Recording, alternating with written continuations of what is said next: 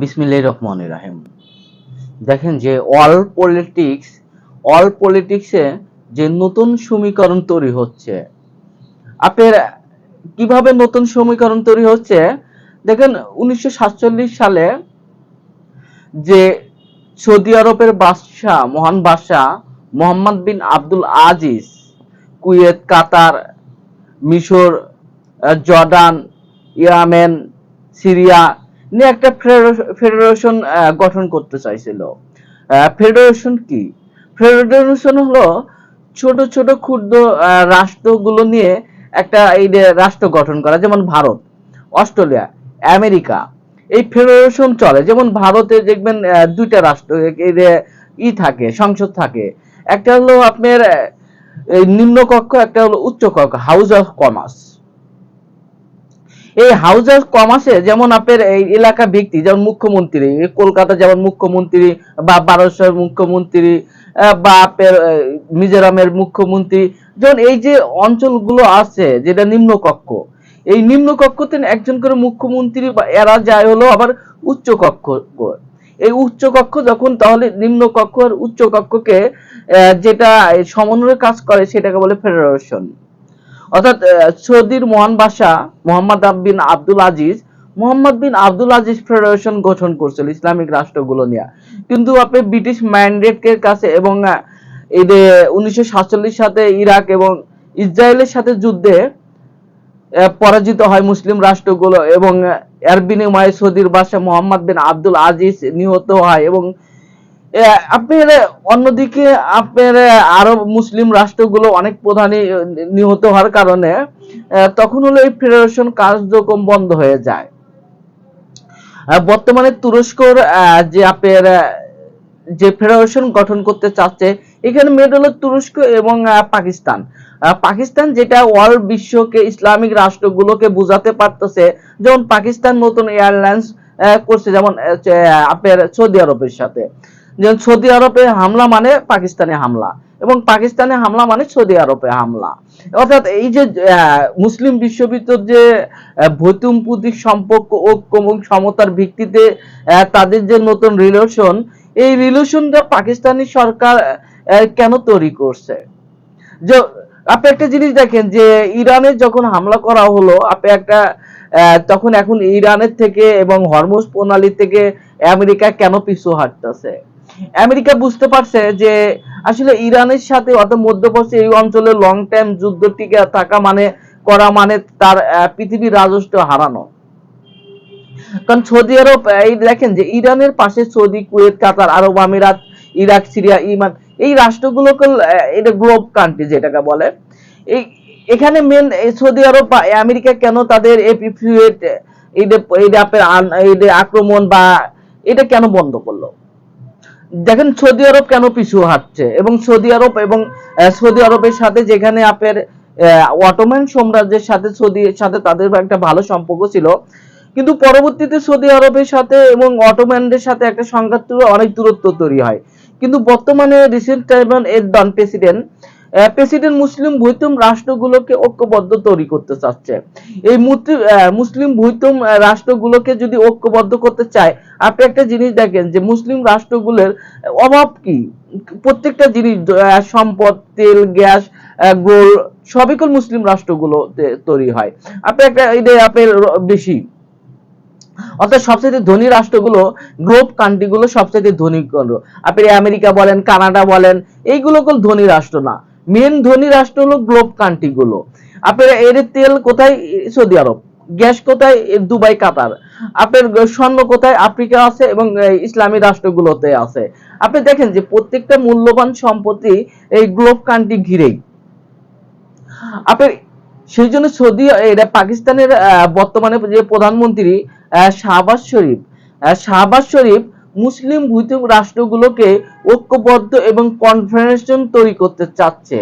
এই কনফেডারেশন মাধ্যমে এক রাষ্ট্র আর এক রাষ্ট্রের সাথে সহযোগিতা বৃদ্ধি করতে পারে, এবং এই রাষ্ট্রগুলো একে অপরের সাথে বিজনেস, অর্থনৈতিক, এই গ্লোবাল অর্থনৈতিক যে এই যে ইকোনমিক ইকোনমিক কিভাবে তারা তৈরি করবে, এই যে এই মুসলিম রাষ্ট্রগুলোর ভিতরে কিভাবে ইকোনমিক নতুন নতুন ইকোনমিক তৈরি করবে এবং তাদের নিজস্ব আস্থা তৈরি করতে পারে। এখানে শুধু সৌদি আরব, পাকিস্তান বা এই যে লাভবান হবে না, সেই ক্ষেত্রে আপনার মুসলিম রাষ্ট্রগুলো যেমন বাংলাদেশ, বাংলাদেশে অনেক লাভবান হতে পারে। কারণ আপনার ইকোনমিক যদি দেখেন যে ইকোনমির যে আপনার বিশ্ব কারেন্সি, এই বিশ্ব কারেন্সি এখন এই যে আমেরিকা অবশ্যই ইরানের কথাই মাইনে নিতে হচ্ছে এবং ইরানের যে দাবিগুলো, এই দাবিগুলোর উপরে আপনার আলোচনা করা হচ্ছে। আমেরিকার যে 15 দফা দাবি, এই 15 দফা দাবির উপর আলোচনা করা হচ্ছে না, আলোচনা করতে হতেছে ইরানের আলোচনা এই যে 10 দফার উপরে। অর্থাৎ আপনার এখানে মেন টেক্সচার কি দেখেন যে আমেরিকা যখনই সরে যাচ্ছে, এখন হলো মেন আপনার গ্লোব কান্ট্রিগুলোর মেন মাথা হলো ইরান, যেখানে ইরান, তুরস্ক, এখানে সৌদি আরবের সাথে ইরানের একটা সম্পর্ক অনেকটাই নষ্ট ছিল। বর্তমানে পাকিস্তানের মধ্যস্থতা করায় আপনার এখানে ইসলামী রাষ্ট্রগুলো সম্পর্ক তৈরি করতেছে। এখানে অন্যদিকে দেখেন যে চীন, চীন চীন হলো এই রাষ্ট্র, মুসলিম রাষ্ট্রগুলোতে আপনি যদি দেখেন যে সৌদি আরবের সাথে ইরানের সাথে যে সম্পর্ক নষ্ট হয়েছিল 2023 সালে, চীনের প্রেসিডেন্ট শি জিনপিং সৌদি আরব এবং ইরানের সাথে সম্পর্ক তৈরি করে। অর্থাৎ সৌদি আরব এবং ইরানকে বোঝায় তোমরা মুসলিম মুসলিম, কেউ শিয়া কেউ সুন্নি থাকতেই পারে, ভিন্ন রূপ থাকতেই পারে, কিন্তু সবাইকেও বিশ্বাস করে এক আল্লাহকে। তাহলে এই যে আজাবি মাহাজাবি, এই যে এইগুলো হলো আপনার একটা শয়তানি বুদ্ধি, এইগুলো দিয়ে একটা মুসলিম ইসলামকে বিবাদ তৈরি করতেছে, যেটা ইরান বোঝাতে চেষ্টা করছে।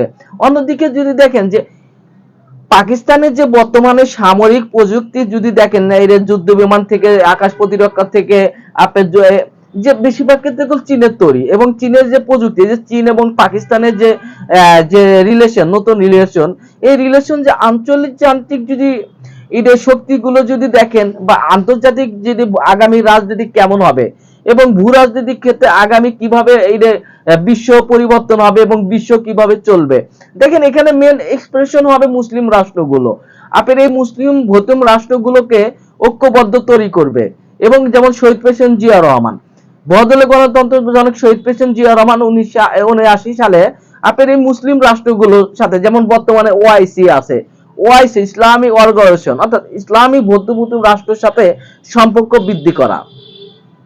এই ওআইসির মোট কার্যক্রম হলো ইসলামী রিসার্চ অ্যানালাইসিস, অর্থাৎ হযরত মুহাম্মদ সাল্লাল্লাহু আলাইহি ওয়াসাল্লামের উপরে এই যে আপনি তার ঈদের পরিবর্তন, তার কল্পনা, তার এইগুলোর দিক নির্দেশনা এবং তার পরিকল্পনাকে বাস্তবায়ন করা ওআইসি।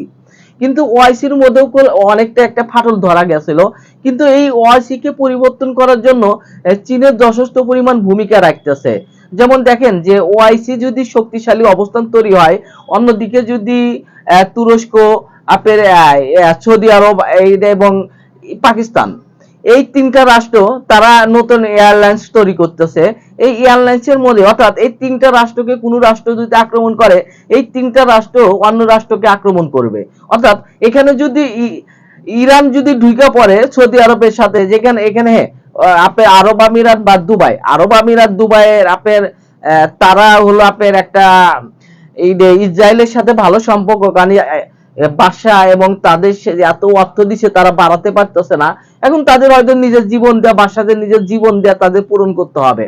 আপনি একটা জিনিস দেখেন, কারণ এই যে রাষ্ট্রগুলোর সাথে যখনই নতুন বিজনেস এবং গ্লোবাল অর্থনৈতিক যুক্ত হবে, তখন ভারতের উপরে বাংলাদেশের নির্ভরশীল কমে আসবে। অর্থাৎ আপনি যদি মুসলিম রাষ্ট্র যেমন শহীদ প্রেসিডেন্ট জিয়া রহমান, শহীদ প্রেসিডেন্ট জিয়া রহমান ভারতের থেকে বাইরে হওয়ার জন্য আপনার মুসলিম রাষ্ট্রগুলো ওআইসির সাথে সম্পর্ক তৈরি করে।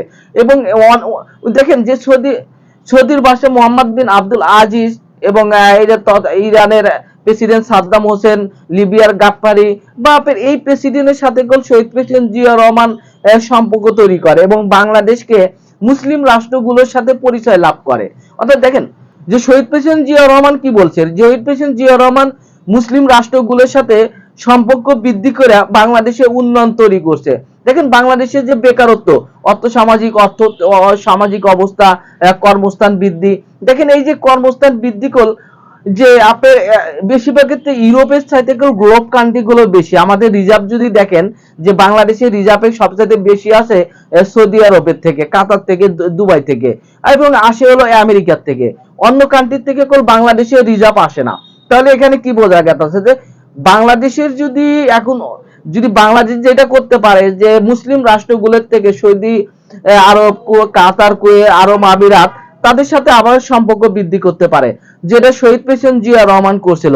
দেখেন ওআইসি কে যদি শক্তিশালী করা যায় এবং ইসলামী কনফেডারেশন যদি গঠন করা যায়, যেখানে ছোট রাষ্ট্রগুলো যেমন বাংলাদেশের কথাই যদি দেখি, বাংলাদেশের কেবল অর্থ নাই, কিন্তু বাংলাদেশের মিলিটারি যদি দেখেন, বিমান বাহিনী যদি দেখেন, সেনাবাহিনী যদি দেখেন, নৌবাহিনী যদি দেখেন, তারা কেবল অনেক শক্তিশালী এবং তারা অনেক দক্ষ, কিন্তু বাট বাংলাদেশে কেবল অর্থ নাই দেখে আপনার বিমান বাহিনী, নৌবাহিনীকে উপযুক্ত তৈরি করতে পারতেছে না। বিমান বাহিনীর যুদ্ধ বিমান, তৃতীয় প্রজন্ম যুদ্ধ বিমান এখনো বিমান বাহিনীতে রয়েছে। আপনার বাংলাদেশের সেনাবাহিনীর অবস্থা যদি দেখেন, নৌবাহিনীর যদি ব্রিগেড যদি দেখেন, তাহলে আমাদের অর্থনৈতিক যদি অঞ্চলগুলোতে তৈরি করতে হয় এবং সামরিক বাহিনীকে যদি আগামীতে উন্নতি করতে চায়, তাহলে অবশ্যই মুসলিম রাষ্ট্রগুলো ওআইসির সাথে আরো ভ্রাতৃত্ববোধ তৈরি করতে পারে, যেটা বর্তমানে মাননীয় প্রধানমন্ত্রী তারেক রহমান চেষ্টা করতেছে যে শহীদ প্রেসিডেন্ট জিয়া রহমানের যে আদর্শ, এই আদর্শকে বাস্তবায়ন করা। শহীদ প্রেসিডেন্ট জিয়া রহমান মুসলিম রাষ্ট্রগুলোর সাথে সম্পর্ক তৈরি করা এবং মুসলিমরা যেমন দেখেন যে বর্তমানে আগামী 5 বছরের মধ্যে পাকিস্তানের যে জিডিপি হবে, যেটা ভারতের জিডিপি কে ছাড়া যাবে, যেটা চীনের জিডিপির সমান হবে, এখানে তাহলে মূল্যস্ফীতি তাহলে কমে আসবে। কারণ বর্তমানে যদি দেখেন মূল্যস্ফীতি বাংলাদেশের বাইরে যাচ্ছে। কেন মূল্যস্ফীতি বাইরে যাচ্ছে? মূল্যস্ফীতি অর্থাৎ আপনি যখন কোনো জিনিস বিদেশ থেকে কিনে আনবেন এবং বাংলাদেশের টাকা আপনি ছাপাবেন, একে বলে মূল্যস্ফীতি। এবং যখন আপনি বাংলাদেশের কোনো পণ্য বিদেশে রপ্তানি করবেন, ডলার আসবে, তাহলে মূল্যস্ফীতি। অর্থাৎ বাংলাদেশের যদি অবস্থাগুলো দেখেন যে আগামীতে এই যে যদি সক্ষমতা বৃদ্ধি করা যায় সেনাবাহিনী, নৌবাহিনী বা প্রশাসন, তাহলে অবশ্যই মুসলিম রাষ্ট্রগুলোর সাথে সম্পর্ক তৈরি করতে পারে, যেটা হলো শহীদ প্রেসিডেন্ট জিয়া রহমান করছিল। অন্যদিকে পাকিস্তান যেটা আইডিয়া তৈরি করছে এবং আগামী 20 বছরের মধ্যে বিশ্ব অর্থনীতিকে মুসলিম রাষ্ট্রগুলোর এই হস্তক্ষেপ বেশি থাকবে। শুধু মুসলিম অর্থনৈতিক ক্ষেত্রে না, জাতিসংঘেও যদি দেখেন, জাতিসংঘের ফেডারেশন আইন, এই ফেডারেশন আইনকে মুসলিম রাষ্ট্রগুলোর গ্রহণযোগ্যতা বেশি থাকবে। কারণ ভাই আপনি এখন ইরান কো ভাই আপনি জাতিসংঘে কবে যে আপনি তো কিছুই করতে পারেন না। জাতিসংঘে যে এই যে মুসলিম রাষ্ট্রগুলোর যে গ্রহণযোগ্যতা বেশি, তাহলে এখানে অল বিশ্ব পাওয়ার কি? অল বিশ্ব পাওয়ার তখনই হবে যখন জাতিসংঘ বা আন্তর্জাতিক পরিমণ্ডলে মুসলিম রাষ্ট্রগুলো ঐক্যবদ্ধ তৈরি করতে পারবে। যে চেষ্টা পাকিস্তান করতেছে, যে চেষ্টা তুরস্ক করতেছে, যে চেষ্টা সৌদি আরব করতেছে। দেখেন সৌদি আরব মোহাম্মদ বিন আব্দুল সালমান বর্তমানে তরুণ নেতা, অন্যদিকে তুরস্কর প্রেসিডেন্ট রেসেপ তাইয়িপ এরদোয়ান। এবং গতকাল যে মিটিং হয়েছে, মিটিং এর মেন এক্সট্রা ছিল আগামীতে মুসলিম রাষ্ট্রগুলোর সাথে সম্পর্ক কিভাবে তৈরি করা যায় এবং এই মুসলিম রাষ্ট্রগুলোর সাথে ফেডারেশন কিভাবে করা যায় এবং এই ফেডারেশন মাধ্যমে উভয় রাষ্ট্রকে আরো সম্পর্ক বৃদ্ধি এবং মুসলিমদেরকে ঐক্যবদ্ধ তৈরি করা। আপনি দেখেন বাংলাদেশের সেনাবাহিনী কি সৌদি আরবে যাইতে পারে, যেমন বাংলাদেশের সেনাবাহিনী আপনার কুয়েতে যাইতে পারবে, কাতারে যাইতে পারবে, তুরস্কতে যাইতে পারে। অর্থাৎ তাদের সক্ষমতা বৃদ্ধির জন্য, আধুনিক উন্নয়নের জন্য, আধুনিক সেনাবাহিনীকে, বিমান বাহিনী বা নৌবাহিনীকে আধুনিক প্রযুক্তি উন্নয়নের জন্য এই রাষ্ট্রগুলোতে, উভয় রাষ্ট্রগুলোতে তারা সক্ষমতা বৃদ্ধি করতে পারে এবং তারা তাদের নিজস্ব প্রযুক্তির মাধ্যমে পরিচিতি লাভ করতে পারে, যেটা তুরস্কের প্রেসিডেন্ট মনে করতেছে, যেটা সৌদি আরবের প্রেসিডেন্ট ক্রাউন প্রিন্স মনে করতেছে।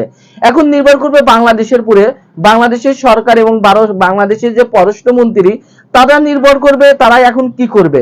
তারা কি মুসলিম রাষ্ট্রগুলোর সাথে সম্পর্ক তৈরি করবে, না ভারতের পিছে এখনো থাকবে, বা ভারত মনে করবে ভারত ছাড়া বাংলাদেশ অচল। অর্থাৎ আপনার প্রফেসর ইউনুসকুল দেখা গেছে যে ভারত ছাড়া বাংলাদেশ অচল না। বাংলাদেশ তাদের নিজস্ব সম্পর্ক যদি তৈরি করতে চায়, ভারতের জিডিপি চাইতে বাংলাদেশের জিডিপি কি তার চাইতে বেশি হতে পারে। কারণ বাংলাদেশের তরুণ সমাজ, শিক্ষিত সমাজ বা বেকারত্ব সমাজ, তারা মেধাবী, কিন্তু তাদের অর্থ কাজের অভাব দেখে তারা কাজ করতে পারতেছে না, যেটা মুসলিম রাষ্ট্রগুলো চিন্তা করতেছে। এই মুসলিম রাষ্ট্রগুলো যদি কনফেডারেশন তৈরি করতে পারে, আগামী 20 বছর পরে এই বাংলাদেশ বা বিশ্ব শাসন করবে মুসলিম রাষ্ট্র। যেটা ভারতের গোয়েন্দা সংস্থা বলেন, ইসরায়েলের গোয়েন্দা সংস্থা বলেন, এই গোয়েন্দা সংস্থাগুলো অনুমান করে চেয়ে গেছে। সবাই ভালো থাকুন, আসসালামু আলাইকুম।